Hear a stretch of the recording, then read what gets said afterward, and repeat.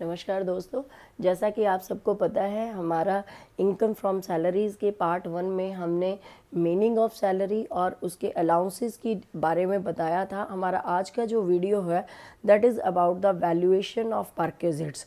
तो वहाँ पे भी हमने बताया था परक्विजिट्स का मतलब है वो बेनिफिट्स या वो परक्विजिट्स, वो पर्क जिसका हम वैल्यूएशन किया जा सकता है। It is non monetary benefit which is given by the employer to its employees.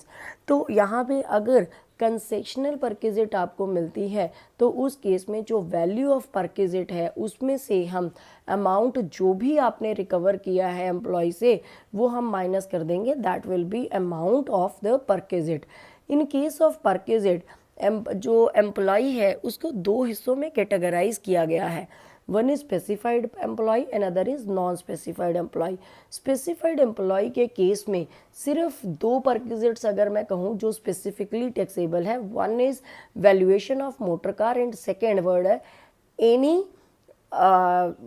any monetary expenditure या any monetary expenditure which is the liability of the employee and paid by the employer, वो इसमें cover होता है। अब what is specified employee? Number 1, director of the company or who is drawing the cash emoluments exceeding 50,000 or any employee having the substantial interest in the organization. What is substantial interest? Having 20% voting right, that is substantial interest.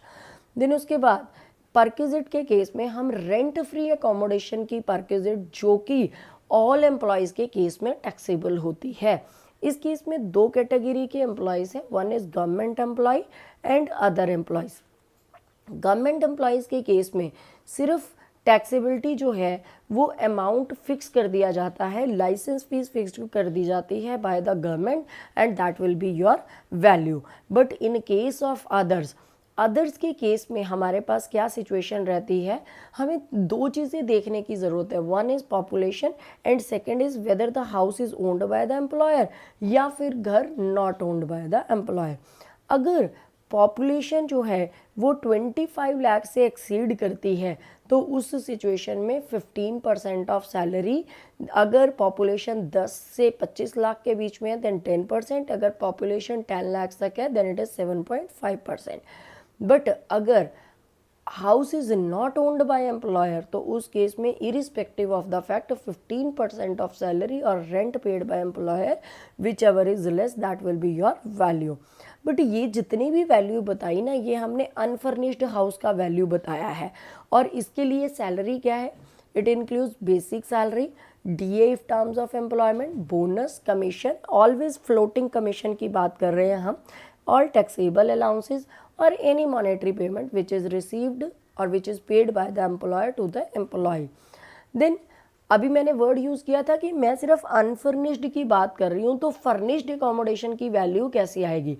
इसमें बड़ा simple है, अगर furniture आपके employer ने दिया है तो then it is 10% of value of asset, but अगर उसने भी आगे रेंट पे लिया है देन इट इज़ कॉस्ट जो भी एम्प्लॉयर को पड़ रही है और जो भी अमाउंट उसने रेंट के रूप में पे किया है।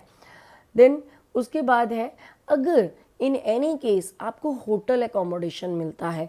अब होटल एकोमोडेशन कब मिलता है, सपोज आपका ट्रांसफ़र हुआ और कंपनी ये चाह रही है कि अभी आप अपना घर यहाँ पे ढूंढ लीजिए, तो आपको एक टाइम पीरियड दे दिया जाता है। अगर वो 15 डेज़ का टाइम है देन इट इज़ एग्जेम्प्ट, लेकिन अगर वो मोर देन 15 डेज़ है तो देन उसका 24% ऑफ सैलरी होता है और या जो भी actual charges paid by employer which ever is less. अब यहाँ पे भी 24% ऑफ सैलरी सेम है, मीनिंग जो रेंट फ्री अकोमोडेशन के केस में था। देन मेरा सेकंड है, नेक्स्ट है interest free loan. Interest free loan में क्या है कि अगर तो दो कंडीशंस, अगर लोन 20,000 तक है तब भी कोई टैक्सेबिलिटी नहीं है, अगर स्पेसिफाइड डिजीज़ के लिए तब भी टैक्सेबिलिटी नहीं है, सिर्फ अदरवाइज इज इन केस से अदरवाइज अगर कुछ है तो देन आपको रेट ऑफ इंटरेस्ट लगेगा जो भी SBI का प्रेवलेंट रेट होता है। उसको कैलकुलेट कैसे करते हैं, सपोज आपको जो एक अमाउंट है, you have taken 5 lakh rupees as a loan and rate of interest is 8% of the SBI। तो अगर आप उसको EMI की तरह पे कर रहे हैं, फर्स्ट टाइम 5 लाख, देन 480, 460 और एवरी मंथ उसका इंटरेस्ट कैलकुलेट करेंगे, तो that will become your perquisite for that year only. Next है यूज़ ऑफ मूवेबल एसेट। देखिए यहाँ मैं बात कर रही हूँ यूज़ ऑफ मूवेबल एसेट, आगे मैं बात करूँगी transfer of movable asset as well. जो यूज़ ऑफ मूवेबल एसेट है वो लैपटॉप और कंप्यूटर के केस में तो कुछ भी वैल्यू नहीं होता, और अदर एसेट के केस में हमने अभी किया, फर्नीचर के केस में 10% ऑफ कॉस्ट ऑफ एसेट होता है, सेम यहाँ पे है 10% ऑफ कॉस्ट ऑफ एसेट और higher charges which ever is less, that will be your value. अभी बात आई ट्रांसफ़र ऑफ मूवेबल एसेट की। हमने बात किया पहले तो यूज़ हो गया, लेकिन अगर आपने एसेट ही अपने एम्प्लॉय के नाम पे कर दिया हो तो उस सिचुएशन में क्या होगा, जो भी आपकी एक्चुअल कॉस्ट ऑफ एसेट है दैट इज़ रिड्यूस्ड बाय, देखिए प्लीज़ और प्लीज़ यहाँ पे वर्ड डेप्रिसिएशन यूज़ नहीं करना है, मैंने सिर्फ और सिर्फ रिड्यूस वर्ड यूज़ किया है। तो reduce the value by, for example computer electronic item है देन 50%, अगर मोटर कार है देन 20 और otherwise 10%। But computer and electronic और मोटर कार में it is WDV basis, return down value method, और अदर एसेट्स में इट इज़ SLM यानी कि स्ट्रेट लाइन बैलेंस मेथड। अगर आपको किसी भी तरह का पर्सनल एक्सपेंडिचर आपका एम्प्लॉयर देता है, जैसे कि आपको स्वीपर, गार्डनर, वॉचमैन दे दिया, तो जो भी एक्चुअल कॉस्ट आपके एम्प्लॉयर ने आपके लिए पे किया है that will be your value of perquisite. But in case of gas, electricity and water, इसमें दो सिचुएशंस हैं। क्या आपके एम्प्लॉयर ने अपने सोर्स से दिया, अब अगर आप इलेक्ट्रिसिटी कंपनी में काम करते हैं और आपके घर में इलेक्ट्रिसिटी जो आती है वो फ्री ऑफ कॉस्ट है, देन जो भी मैन्युफैक्चरिंग कॉस्ट है that will be the value. But otherwise अगर उन्होंने भी बाहर से ली है तो जो भी अमाउंट पे किया हो आउटसाइडर को that will be the value of the perquisite.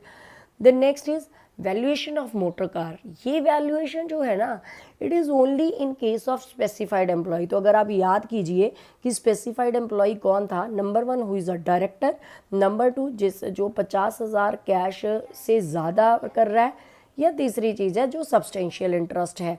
तो इस केस में अगर तो ऑफिशियल पर्पज़ के लिए है तो कोई वैल्यूएशन नहीं, अगर पर्सनल पर्पज़ के लिए है then different. But if the car is owned by the employer and running and or it is used for partly private and partly for official purpose, तो उस केस में जो वैल्यूएशन आएगा that is, अगर आपकी कार 1.6 लीटर्स तक है तो 2400 पर मंथ, अगर उससे अगर कार 1.6 लीटर्स तक है तो 1800, अदरवाइज 2400। बट यहाँ पे जो ध्यान देने वाली बात है वो ये है कि रनिंग एंड मेंटेनेंस एक्सपेंसेस कौन बॉर्न कर रहा है। अगर तो एम्प्लॉयर कर रहा है देन तो 2400 और 1800, अगर एम्प्लॉय कर रहा है तो 900 एंड 600 पर मंथ।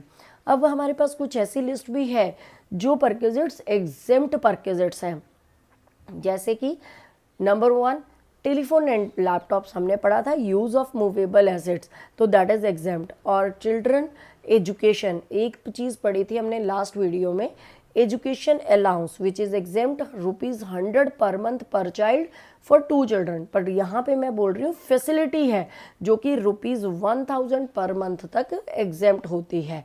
देन उसके बाद फूड एंड बेवरेजेस, फूड अगर आपको एक फूड कूपन्स मिलते हैं अप टू ₹50 पर डे पर मील तो वो तो एग्जेम्प्ट है, लेकिन ये फूड एंड बेवरेजेस अगर ड्यूरिंग ऑफिस आवर्स मिल रहे हैं then it is exempt. Loan हमने अभी पढ़ा, लोन टू द एम्प्लॉय अगर 20,000 तक है तो एग्जेम्प्ट। और परक्विजिट प्रोवाइडेड आउटसाइड इंडिया, हमने लास्ट वीडियो में किया था कि ओवरसीज अलाउंसेज आर एग्जेम्प्ट।